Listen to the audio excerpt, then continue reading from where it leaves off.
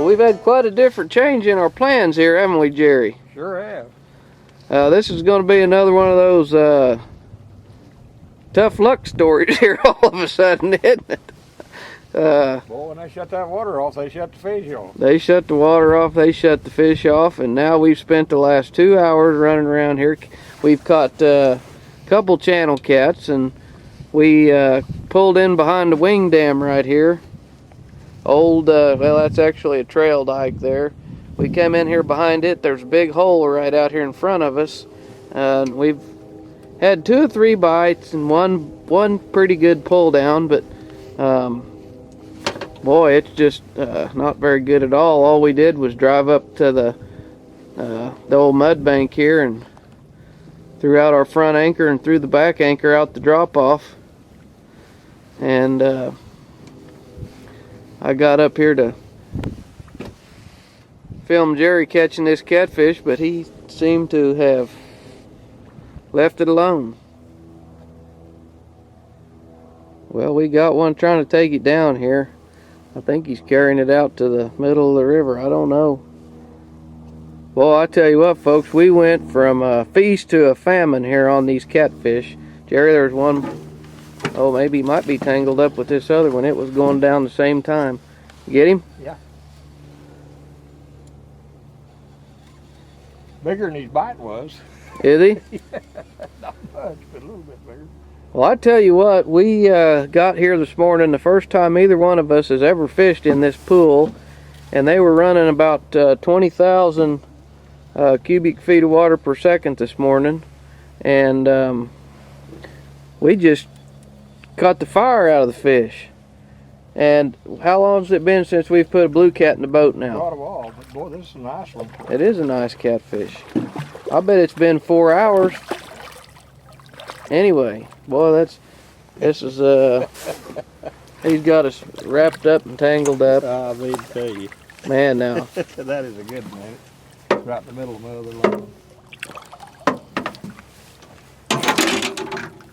I'm kind of glad to see that catfish. We know they're here because we caught these fish right here when there was current, and they've shut the water off, and it's just made it really tough fishing.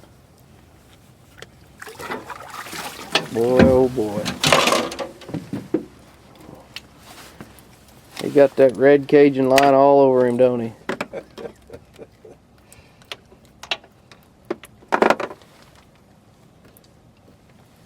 Yep, I'll have something to do anyway.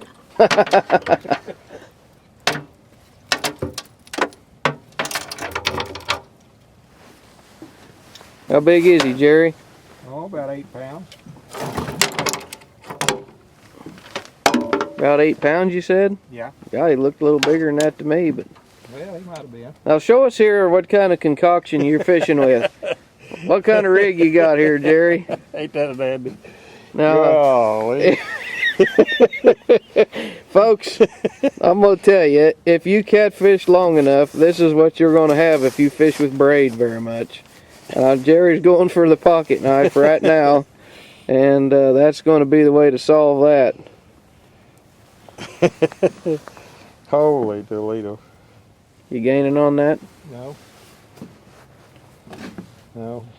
What kind of advice you got for folks that when you get at a deal like it, sharp knife. That's what you need, huh? Yeah, you've catfished a long time, but that's the best advice you can give them, just get a sharp knife. It ain't as bad as the one you caught that time that had all the lines in it, and we got it in, and it was so wrapped up. You remember that? 6 lines. 6.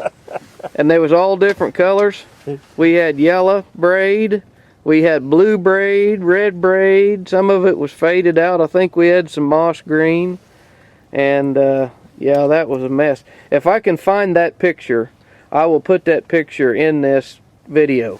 I'll just that beat anything I ever seen. Boy, that was a mess. Golly.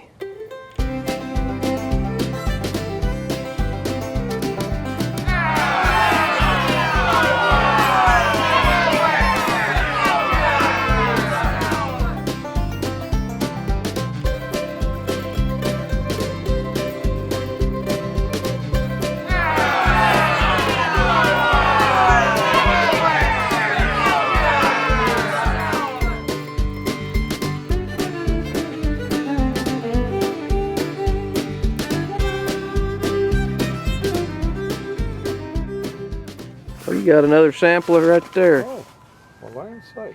My phone's ringing. Just everything's coming to life here all of a sudden. I better get my phone.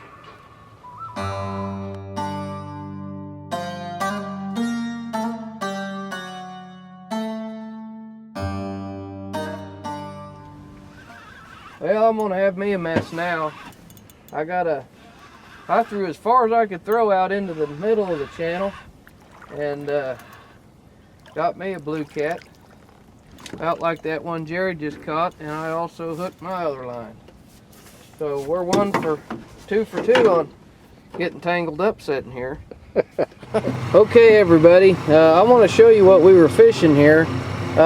We found this little drop off right next to these, right next to the rocks right up here on the bank. I'm gonna have Jerry drive us up here, and I'll show you what we were fishing. You can see where I've been on my GPS line, and the closer we get to those rocks, it's getting deeper and deeper right there. One place right in there, yeah, it's coming up. It comes up there, and then I'm going to show you how close we get to the rocks, and then it's going to start to drop back off again. And that's where we were catching our fish. Right, this is where the rocks are starting to come up. We're right here by the rock pile right now, and Jerry's turned around now. He's turned back to the left a little bit, Jerry. He's going back out into the channel now. And those fish that are stacked up on that drop off right there are the fish that we're targeting. And when you see this stuff that looks red mixed in with the yellow right here, a lot of times that's the boulders or the wood, or that's something verifying that there's a really rough bottom down there. That's probably a big old piece of wood or something. So our locator information is always really popular in these videos, and it seems like folks just can't never get enough of that. And I wanted to show you how close we were to those rocks and where that little ditch was, and the edge of those rocks where we were catching those blue cats when they were running water. Hey, thanks for watching today. I hope you enjoyed the video. We put some tips in there on locators, and we wanted to show you today, after they shut that water off, we struggled to catch fish. How many fish we catch, Jerry? 13. 13 fish today. Mostly blue cats. We caught some channels. I think we could have caught some channels in behind the wing dams and a few places like that if we would have stayed in there. But we were out here after the big blues. We're at the WD Mayo Lock and Dam. It's getting dark. We're getting ready to kind of shut it down. So visit teamcatfish.com. Be sure and watch all of our videos. For Jerry Croft, I'm Jeff Williams. teamcatfish.com for your how-to catfishing videos.